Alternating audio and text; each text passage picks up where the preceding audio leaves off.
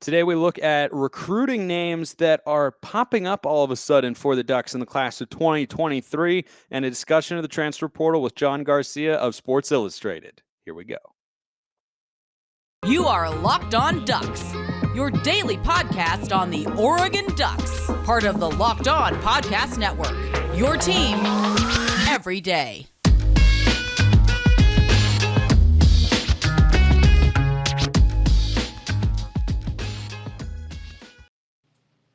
Yes, it is that time once again for Locked On Ducks. I'm your host, Spencer McLaughlin, D1 play-by-play broadcaster and lifelong Oregon Ducks fan. Thanks for making this your first listen or your first view if you're watching on YouTube every day, part of the Locked On Podcast Network, your number one source to stay up to date with the Ducks every single weekday. And if you listen to the show every week and you've already liked and subscribed, I appreciate all of you. And you probably know who my next guest is by now, John Garcia, the director of recruiting, not director, as I just unofficially deemed him here by accident, director of recruiting for Sports Illustrated. We bring him on to talk about all the latest news on the recruiting trail. John, welcome back to the show.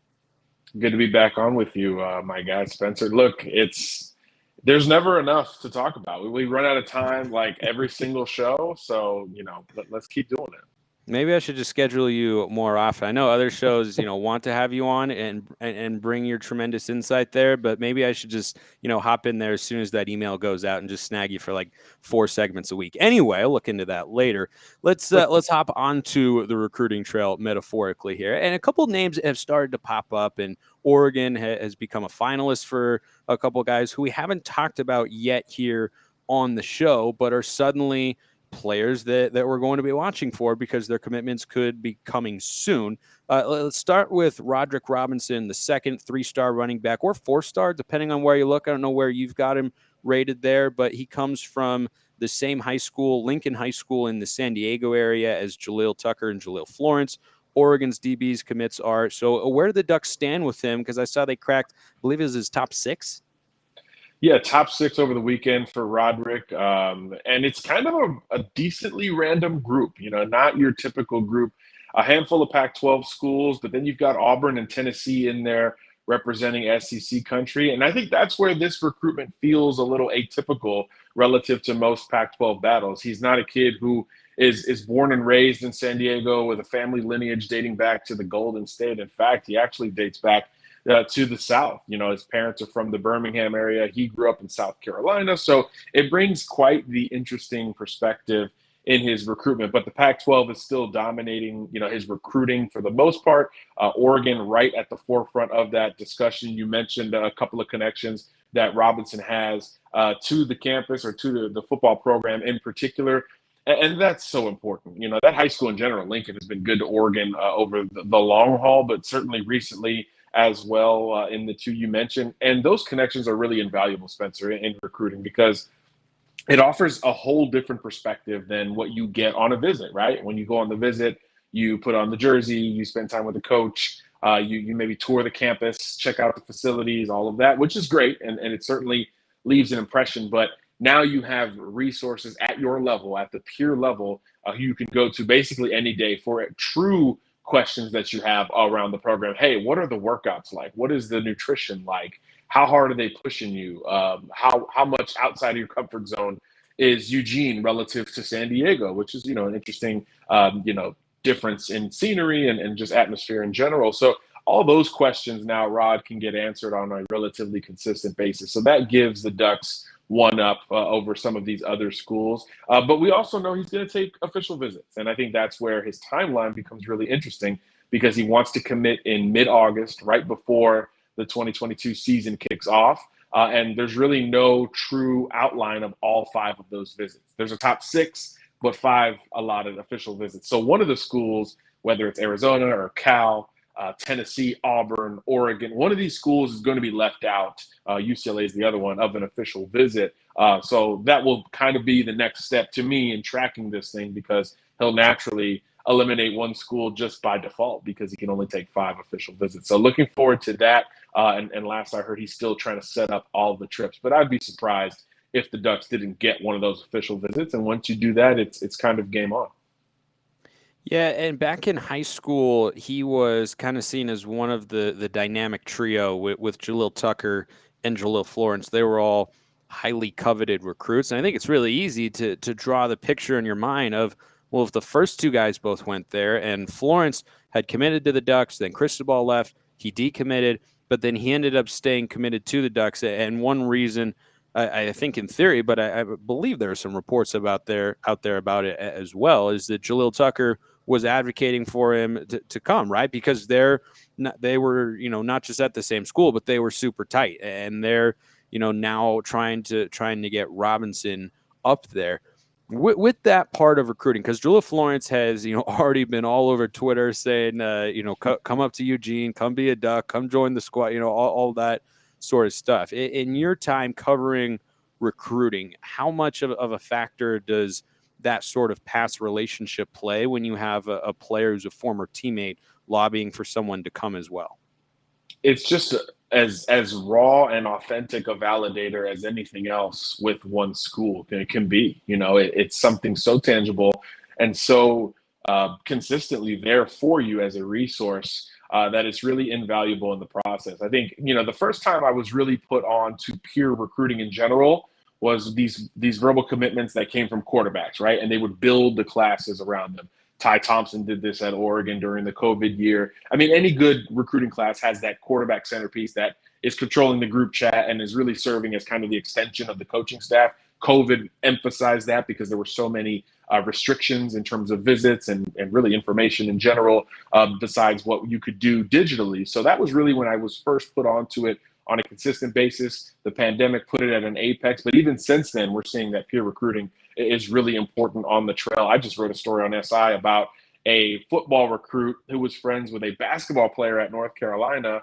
And when the kid hit the portal, the basketball player called him and said, "Hey, North Carolina is a great place." And he admitted, he said, "Look, I wasn't even looking at him before he called me." So it really does matter because it resonates on a different level. You, as a high school teammate or close friend in that case, you have shared experiences and an understanding of one another that college coaches really just can't grasp with all the restrictions in the evaluation process and the recruiting calendar itself because they're recruiting so many guys. So that those personal connections are really invaluable on the trail. And we've seen Oregon do this at several big time programs. So it wouldn't really be a shock to see Robinson, continue that all of a sudden pipeline from Lincoln up to Eugene.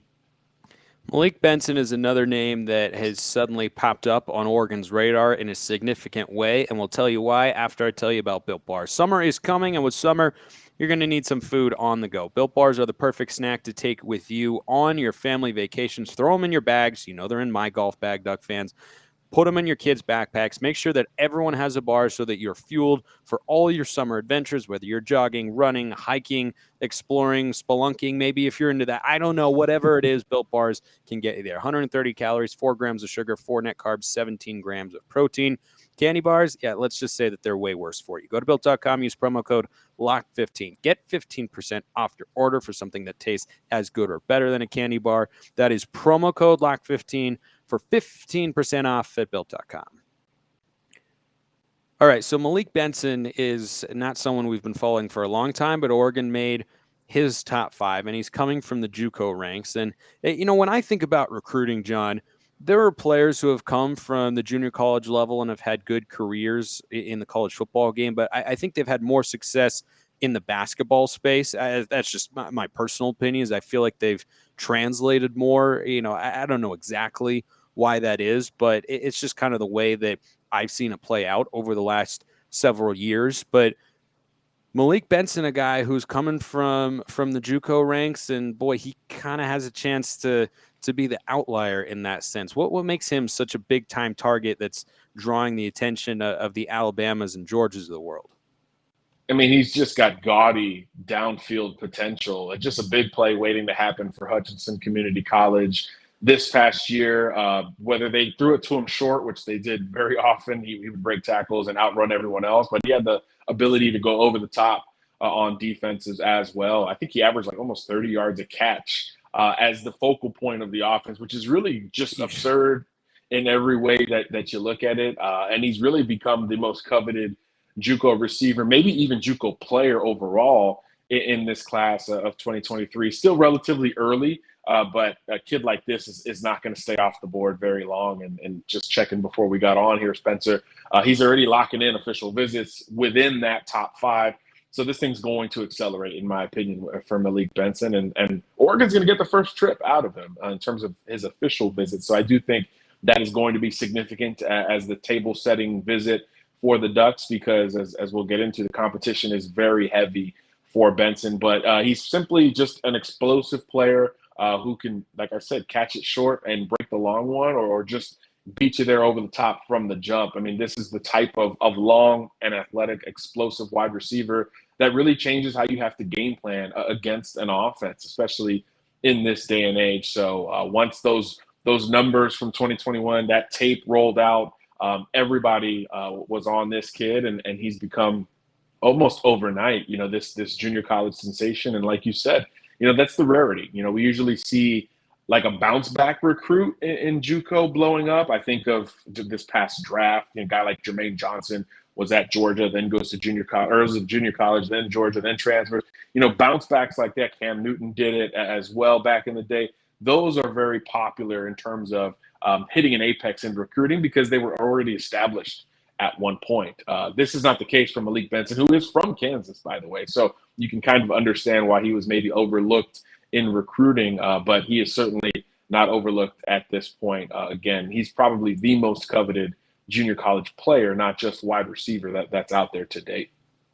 Yeah, that's what I wanted to ask you next, is if a guy has these sorts of skills and the measurables that he does and can put on the sort of film that he clearly has to draw the attention of Nick Saban and Kirby Smart and some of the other premier programs in college football. How does a player like that have no Power 5 offers coming out of high school? Like, why is he at a junior college?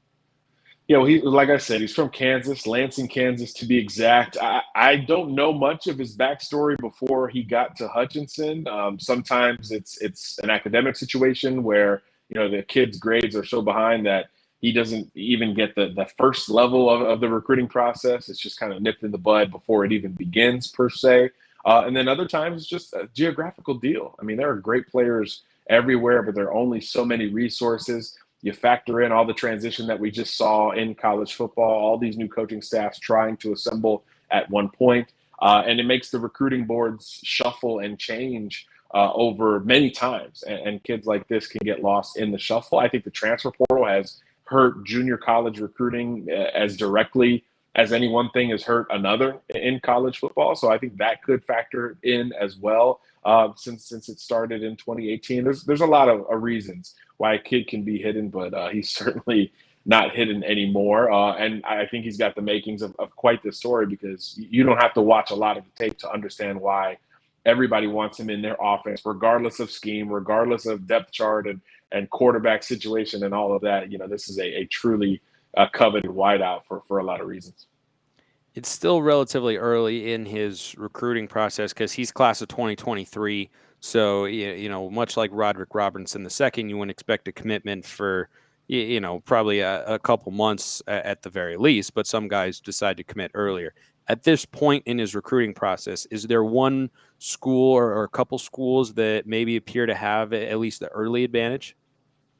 I don't think so. I think this thing is really wide open, which is quite rare in the process. Again, it does make more sense for a guy who wasn't on the radar at a high national level as a high schooler. So, when you hit all of this attention as a junior college recruit, you can kind of pause and say, well, let me truly take in all of this. And I think that's what Benson's going to do. He wants to take all 5 official visits. 4 of them are set up, beginning with Oregon. I believe all of them are set besides Alabama. That will take him from May through the month of June. So maybe into July before he settles and potentially starts to narrow this thing down towards a verbal commitment. And like you said, 2023 recruit. So he's got the entire offseason to really take as many trips as he can before he locks something in. And he won't be expected to sign until December. So, stranger things have happened on the recruiting trail. Maybe Alabama convinces him to take an official visit later in the process, maybe during the season, if he wants to extend it to that degree. But typically, Spencer, when you set 4 official visits between May and June, you're kind of picking up the pace with this thing. So if he takes that fifth and final one and sets it up down to Alabama, I do think we could get a decision thereafter and before the season begins, much like Robinson is planning to do as well. Robinson and Benson kind of popped up on the Ducks' radar, I think, as of late. But one guy who we've been following for the last few weeks here on the show and continue to do so is Mateo Uiagalalei, the five-star edge player, brother of DJ, the Clemson quarterback. So both five-star recruits coming out of St. John Bosco High School in California, which I always see something like that and think, how good does it make you feel as a parent that you produce two, not one, but two big-time, highly coveted five-star recruits? You know, it's like Serena and Venus's parents. Like, how do you feel watching both of your daughters play in the Wimbledon final? Like, I can't fathom what exactly that would be like. But Uiagalelei is a big-time prospect who, you know, has the potential, along with maybe Jaden Wayne. I'd be surprised if Oregon were able to get both of them just because so many schools are coming after them. But either one has the physical traits to be maybe not Kayvon Thibodeau, but a Kayvon Thibodeau type player. And I'll ask you about where Oregon's at in his recruitment. But first, I'll tell you that this episode is brought to you by Rock Auto. With the ever-increasing numbers of makes and models, it's now impossible for your local chain auto parts store to stock all the parts you need. You save time and money when using Rock Auto. Their prices are reliably low for every customer, serving do-it-yourselfers for over 20 years. Go to rockauto.com right now and see all the parts available for your car or truck, right locked on in their How Did You Hear About Us box, so they know we sent you. Amazing selection, reliably low prices, all of the parts your car will ever need. rockauto.com. I got to take a breath there, John. Whew, boy, got to catch my Anyhow, so Mateo Uiagalalei is someone who we've been, you know, tracking his recruitment for the last couple of weeks here on the show. Big time guy in the class of 2023. You know, as far as defensive players go for next year's class for Oregon, I think he has the potential to be one of the best that they bring in should they get him. So where's his recruitment at, and where do the Ducks stand? I think Mateo's just a little bit behind these others that we've talked about today, Spencer, just in terms of his timeline. I think first of all, he's got as many options as any recruit in the country. And also, as you mentioned, he's not a guy who's just now popping up on radar. He's been on radar since he was a high school freshman. So he's been developing relationships and perceptions around several different options, coast to coast, literally for 3 or 4 years now. So a bit of a longer process, but I do think we're starting to see him make a couple of steps forward. You know, the next thing for him will be to narrow it down to 5. And begin to take those official visits. I don't believe any are set at this point, and there's no date as to when that top 5 is going to come out. But look, I'd be shocked if Oregon wasn't in that top 5 when it does drop. And that's a big deal because before the coaching change, I think Oregon was on the outside looking in. I think, 6 months ago, we were looking at, Clemson, Bama, Ohio State, Georgia, maybe an LSU and a USC. But since these coaching changes, I think Oregon has become that secondary Pac-12 contender. And then, of course, USC changed coaching staffs as well. So I think there's a bit of a level playing field between the two. He's visited each school multiple times, I believe, this year to date. So I think both of those Pac-12 contenders remain in the mix. So it's just a matter of, okay, what are the other 3 schools? What is that looking like? It does look like Clemson could be on the outside looking in at this point. Read into potential drama with DJ and other things as much as you want. But for Mateo, I do think Clemson is going to be a little bit on the outside looking in. So that leaves kind of the big 3 when it comes to recruiting, right? Georgia, Alabama, Ohio State. So this will be a true national battle, in my opinion. Mateo's visited all the schools already. He will continue to make visits to these programs. And it's really wide open as far as the pitch is concerned for all of these coaches. And they know that at this point. They know this is a long haul battle. This is one that could and probably will leak into the season, maybe all the way to December and that early signing period in the middle of the month.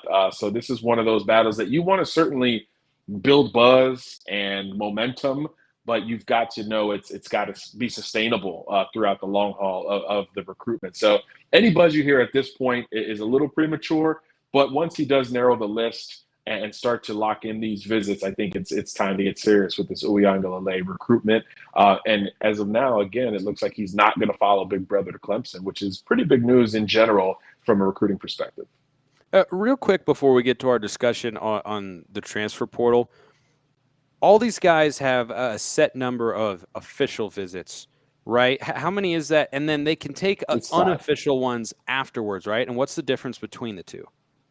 Yeah, real quick. Official visit is up to 5 per recruit. Now, when coaching changes and different things occur, you can sometimes get another one. So, for instance, if you visited Oregon in November and then Mario Cristobal makes his move and Oregon changes head coaches, you can then take another official visit when Dan Lanning is the head coach. There are certain situations where the NCAA is a little bit more flexible with that. But for most recruits, 5 official visits, unlimited amount of unofficial visits. And the difference is really big. An official visit is 48 hours on campus on the school's dime. So the school's flying you out, putting you up in the hotel. You're getting great steaks every day if that's what you want. You're getting the whole cake in your room, cookies in your hotel room, all the personalized, swag, all that fun stuff on campus, and a lot more red carpet VIP type treatment. Many of these schools really build it up into game weekends and apex it with oftentimes a dinner at the head coach's house, personally cooked by his wife or catered or whatever it is. So an official visit is a very big deal and a very intimate 48-hour experience, as opposed to an unofficial visit where sometimes you're just there for a couple of hours. You're checking out a game, you're checking out a junior day, maybe a barbecue event or something like that are going to be very popular here over the next month or so.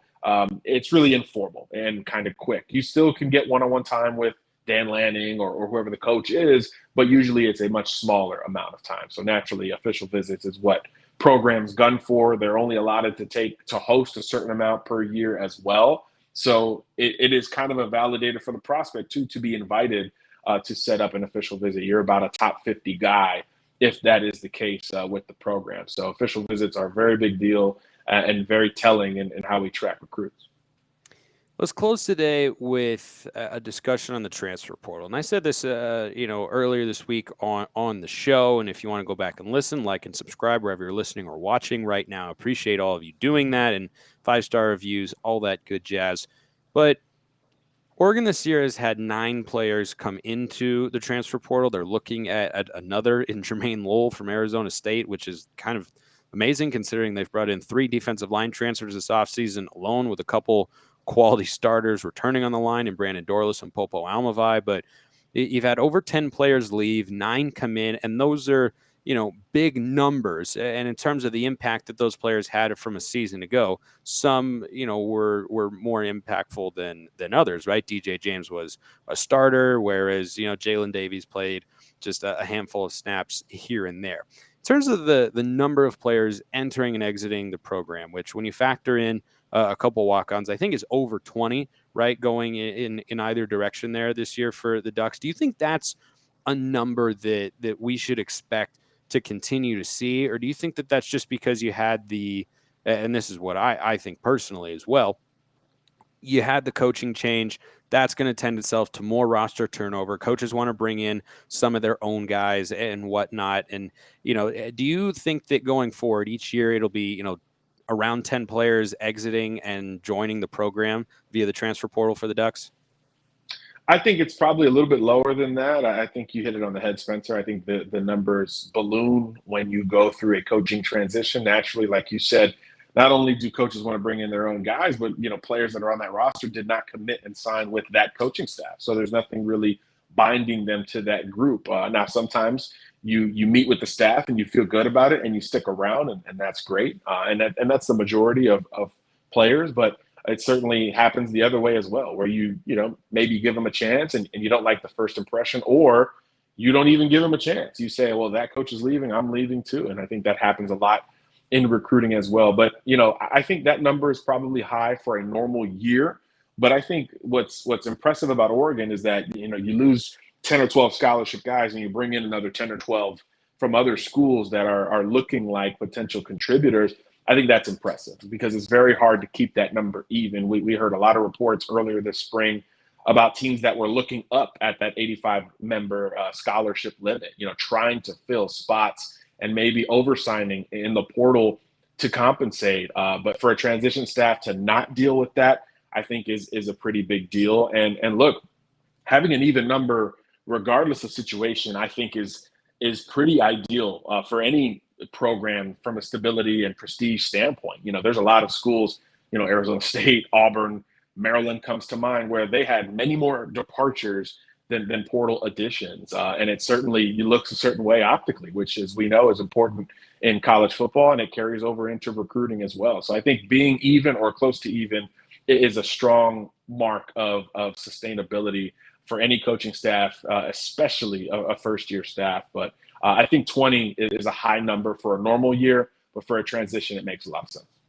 Yeah, I just think in a standard year, Oregon in the past couple seasons, and this was before the one-time freebie rule, during Mario Cristobal's tenure, they had years where they brought in one transfer.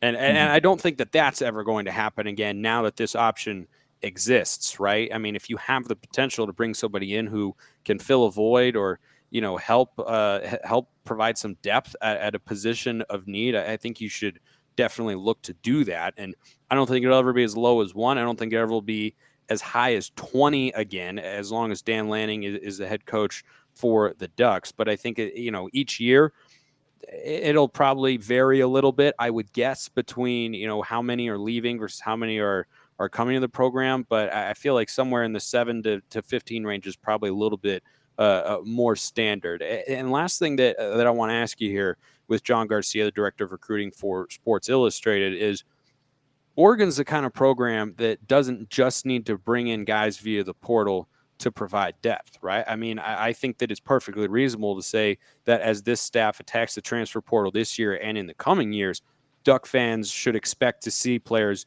who come in and are starters who are contributing in a major way immediately. Yeah, that's a really good point. This is not a depth situation for most programs. You look at the top of college football, and it's about making that impact. I mean, that's when you're bringing in a transfer. Think of a Joe Burrow at LSU. Alabama's got 5 or 6 transfers coming in that are all probably going to start in 2022. That's really the goal. It's to create, in one sense, a competition, which we're seeing Oregon do at the quarterback position, certainly with Bo Nix coming in. But really, those are the kind of transfers you want to focus on, guys who are really going to either push an incumbent or run away with the job, on their own. Coaches will never say that publicly, at least, but that's what you want. That is the desire, because there's a lot of behind-the-scenes stuff going on with the transfer portal and recruiting. There's NIL deals that are being built and incentivized around some of these schools, and it's a win-win for everybody if the kid who's making good money is seeing the field. So naturally, those are who you're going to target in the transfer portal. Players who can come in and make a true impact right away, because I think that's going to be where it gets a little bit funky with NIL in particular. Is what if kid A signs a huge deal and 2 years later he's still not on the field? Phone calls will be made one way or probably both ways. So I do think that it behooves of everyone for the big schools to bring in players who are ready to go, and it goes as a trickle down from there with the businesses surrounding the program, boosters, all that fun stuff. John, appreciate your insight as always. Thanks for coming back on the show. That is John Garcia of Sports Illustrated, the director of recruiting. We bring him on just about every week here on Locked On Ducks. Good to see you and talk to you as always, my man. Always a pleasure, Spencer.